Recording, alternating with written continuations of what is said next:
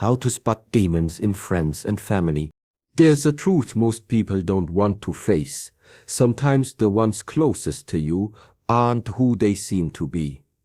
The biggest threats to your peace don't always come from strangers. They come from the people sitting right beside you, the ones who say they love you. Not every demon lives in the dark. Some live in your home, some share your blood, and some call themselves your friend. The question is, can you see them before they destroy your light? Demons can appear as friends or family, often hiding behind smiles and love. Demons can appear as friends or family, often hiding behind smiles and love. It is one of the hardest truths to accept, that not every hand that pats your back is there to comfort you, and not every smile sent your way is rooted in genuine affection. Sometimes the people you trust most, the ones you let closest to your heart, can be the very ones who drain your spirit. They don't come with horns or red eyes, and they rarely announce themselves with obvious malice. Instead, they come disguised as warmth, as familiarity, as companionship, and because of that disguise, you let them in deeper than anyone else. The tricky thing about such demons is how well they blend in. They laugh with you, cry with you, and share your milestones. But behind some of those smiles lurks envy, resentment, or control. They wear the mask of love so convincingly that you doubt your own instincts when you feel something is off. You convince yourself you're imagining things. You excuse their harsh words, their controlling behavior, their cutting remarks. You tell yourself they didn't mean it, or that's just how they are, because the alternative is too painful to face. The idea that someone who claims to love you might secretly be feeding off your pain. These demons don't always destroy you outright. That would be too obvious. Instead, they chip away at you bit by bit, with little comments that bruise your confidence, with constant reminders of your past mistakes, with quiet disapproval that makes you second-guess your choices. They plant seeds of guilt in your mind, seeds that grow until you feel responsible for their happiness, until you feel that you must shrink yourself just to keep their love. And because you care for them, you water those seeds without even realizing it. Some of the most dangerous demons are the ones who can make you feel like you're the problem. They twist arguments so well that you end up apologizing for things you didn't even do. They know how to turn your emotions against you, how to use your kindness, your loyalty, even your forgiveness as weapons. They create a world where you feel like you owe them your time, your energy, your everything, because after all they've done for you, how could you not? But the mask slips if you watch closely enough. Pay attention to how they respond when you succeed. Do they truly celebrate you, or do they make sly remarks that dim your joy? Do they try to one-up you, or do they stay silent when you need their praise the most? Real friends and loving family members will clap the loudest for your victories, but those with hidden demons will find subtle ways to pull you back down. The same is true when you're hurting. When you're at your lowest, some people will lift you higher, offering comfort, understanding, and support. But the ones carrying darkness often don't know how to sit with your pain. They might dismiss it, mock it, or worse, use it against you. They may seem to be listening, but their words sting more than they soothe. What makes this so painful is the betrayal. Strangers can't cut you as deeply as someone you love. The hurt lingers longer when it comes from someone you trusted with your secrets, someone you believed would never harm you. And because that bond is strong, many people stay blind for far too long, hoping the smile is real, hoping the love is pure. But hope cannot change reality. The truth is, demons can live in familiar faces. Recognizing them doesn't mean you stop loving people. It means you stop letting their darkness control you. It means you stop making excuses for the pain they cause. It means you start protecting your peace, even if that protection requires distance. Not everyone who smiles at you has your best intentions at heart. Not every "I love you" is honest, and not every hand you hold should remain in yours. Sometimes the bravest thing you can do is see clearly what's been there all along and choose yourself over the comfort of denial. Because when you finally take off their mask, you don't just see who they are, you remember who you are too. They drain your energy, belittle your worth, or manipulate your emotions. They drain your energy, belittle your worth, or manipulate your emotions. You might not notice it at first, because it rarely happens all at once. It's not like they walk into your life and announce, "I'm here to take from you." Instead, it's a slow pull, like a leak you can't see but feel over time. You walk away from conversations with them feeling tired for no reason. Your mood dips, your chest feels heavier, and you start questioning yourself in ways you didn't before. That's the effect of someone who drains you. They don't just take your time, they take your spirit. Sometimes they drain your energy without raising their voice or being overtly cruel. It might be endless complaining, where every interaction becomes about their problems, their struggles, their pain, never yours. You become their emotional dumping ground. But when you need support, they vanish or turn the conversation back to themselves. Other times, they drain you through constant criticism or subtle digs, leaving you in a state of quiet exhaustion because you're always on guard, always wondering when the next jab will come. Belittling your worth is one of the most damaging things these people do, because it seeps into your own self-talk. At first, it might seem harmless, just a joke, just teasing. But there's nothing harmless about constant comments that make you feel small. They compare you to others. They point out your flaws. They remind you of every mistake you've ever made. Over time, you start to believe them. You start to shrink yourself. You hesitate to dream big. You think twice before celebrating your own progress because you know they'll cut it down with a word or a look. And then there's the manipulation.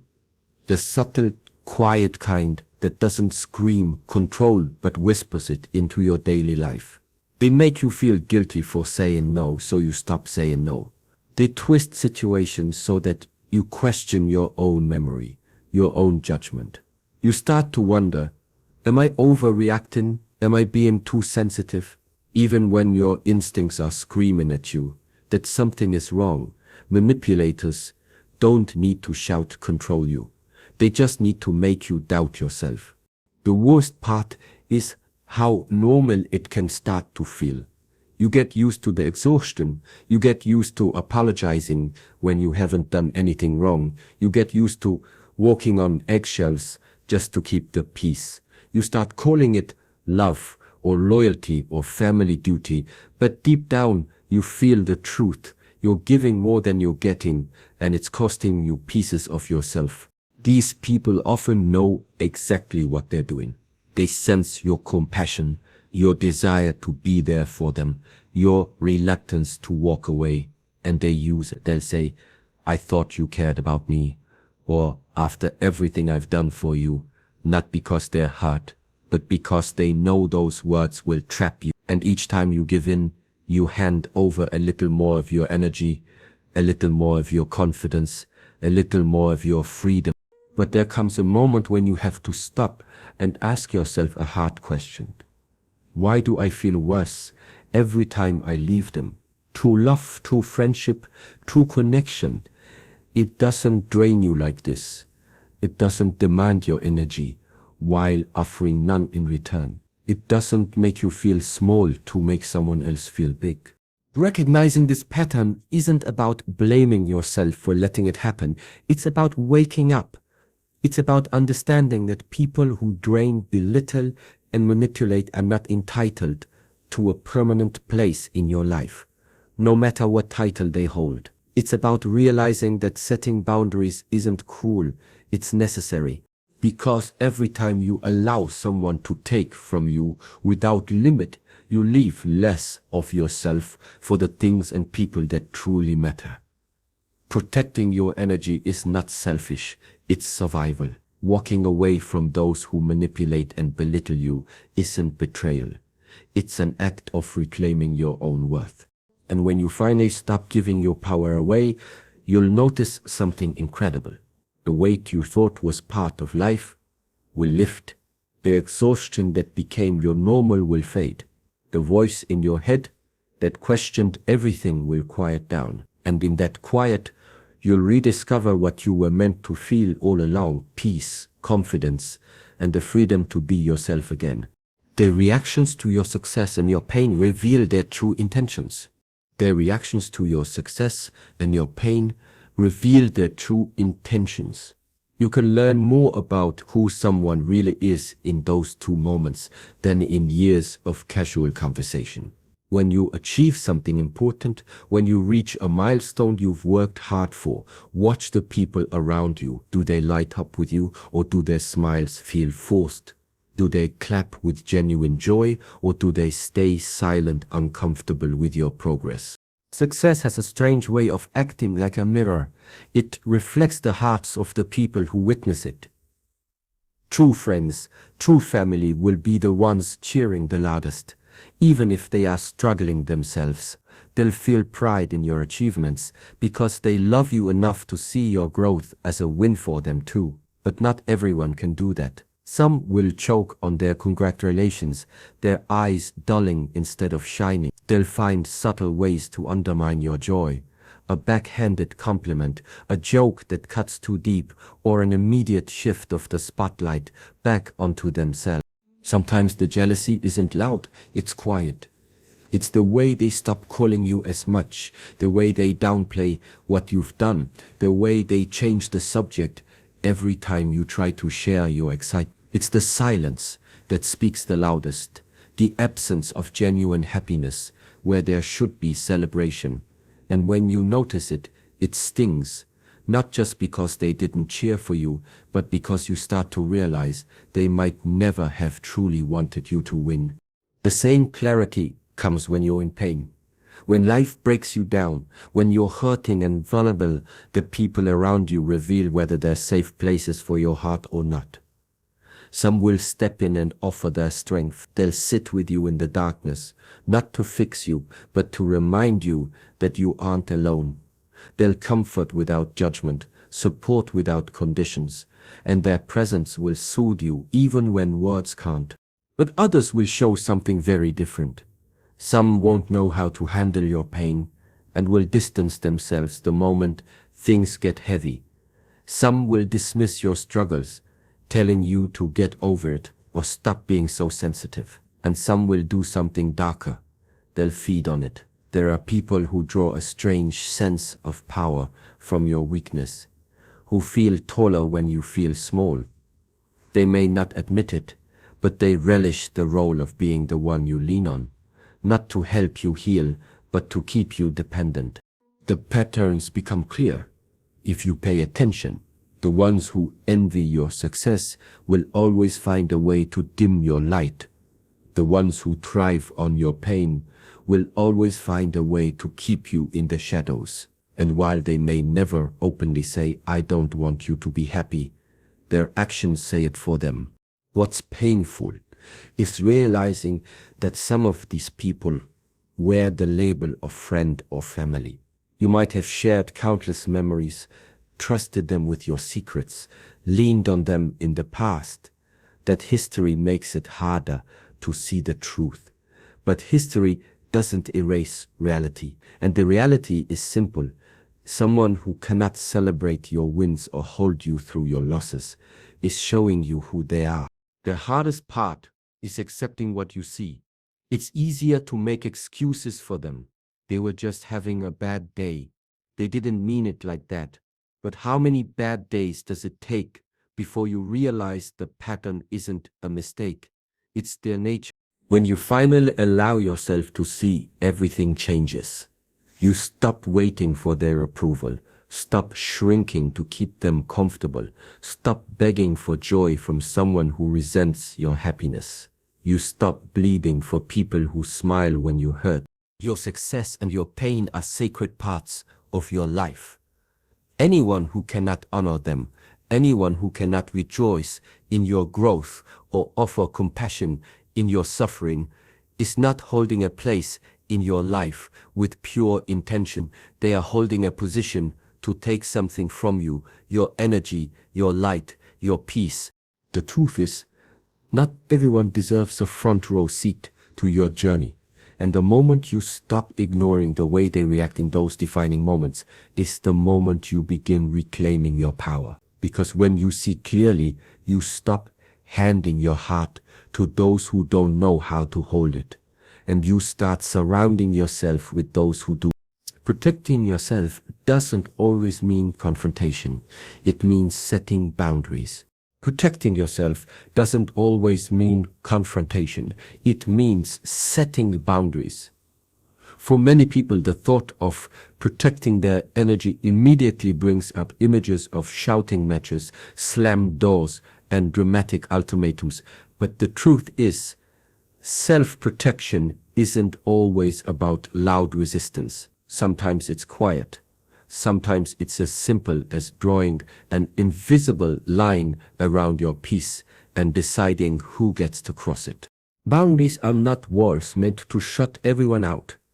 They are gates meant to decide who comes in and how far they go. And yet, for many, the idea of setting them feels uncomfortable, even selfish. We are taught to put others first, to keep the peace, to give endlessly without asking for much in return. But that kind of living slowly empties you. If you never learn to say, this is okay and this is not, people will take more than they should, not always out of malice, but simply because you allowed it. Protecting yourself without confrontation often starts with subtle changes. It might mean answering the phone less when someone always calls to drain you with negativity. It might mean saying, I can't talk about this right now, instead of forcing yourself to sit through another conversation that leaves you exhausted. It might mean limiting your time with someone who constantly belittles you without ever having a dramatic I'm cutting you off speech. Boundaries don't have to be broadcast. They can be lived quietly, consistently, until they are clear. The beauty of boundaries is that they shift the focus from trying to control others to controlling yourself. You can't force people to treat you well, but you can decide how much access they have to you when they don't. You can't stop someone from criticizing you, but you can stop standing in front of them to absorb every word. And when you do that, you reclaim a power that doesn't rely on fighting or convincing. It simply relies on choice. Many people confuse boundaries with confrontation because they fear the reaction they'll get. They imagine anger, guilt trips, accusations of being cold or selfish, and sometimes those reactions do come because when you stop overgiving, the people who benefited most from your lack of boundaries will notice. But even then, you don't have to engage in endless arguments to defend your decisions. You don't need to convince them that your limits are valid. You simply hold them calmly and consistently until people learn where they stand. Setting boundaries is also about honesty with yourself and with others. It's the moment you stop pretending that something doesn't hurt you when it does. It's the courage to say, I don't like how this makes me feel, not to start a fight, but to stand in truth. Because silence is not always peace. Sometimes it's just self-betrayal. And every time you betray yourself by allowing what you shouldn't, you weaken the trust you have in your own voice. Sometimes protecting yourself doesn't even involve words. It can be as simple as pulling your energy back. You stop showing up for every favor. You stop explaining yourself to people committed to misunderstanding you. You stop waiting for them to change, and instead you change how close you stand to them. That quiet shift is more powerful than any argument because it doesn't seek permission, it simply acts. The most important thing to understand is that boundaries are not punishment. They are not about revenge, spite, or teaching someone a lesson. They are about choosing peace over chaos, clarity over confusion. They are about building a life where you are not constantly depleted, where your kindness is a gift and not a trap. And here's the unexpected part. When you set boundaries, the right people will respect them. The ones who truly love you won't see your limits as rejection. They'll see them as a reflection of how you value yourself. The wrong people may push back, they may complain, they may even leave, and that's okay too. Because the people who can only stay if they can cross every line you draw are not meant to stay. Protecting yourself without confrontation is an art. It's the quiet strength of saying no without raising your voice, the calm refusal to abandon your needs just to keep someone else comfortable. It's the realization that your peace is not something to be negotiated. It's something to be guarded. And the moment you start guarding it, you stop waiting for the world to treat you right and start teaching it how. Walking away from toxic energy is not betrayal. It's self-preservation. Walking away from toxic energy is not betrayal. It's self-preservation. Many people stay in situations, friendships, or even family dynamics far longer than they should because they are terrified of what walking away will mean. They fear being labeled disloyal, selfish, cold, or ungrateful. They fear the guilt that comes with choosing themselves over the comfort of others. But the truth is simple.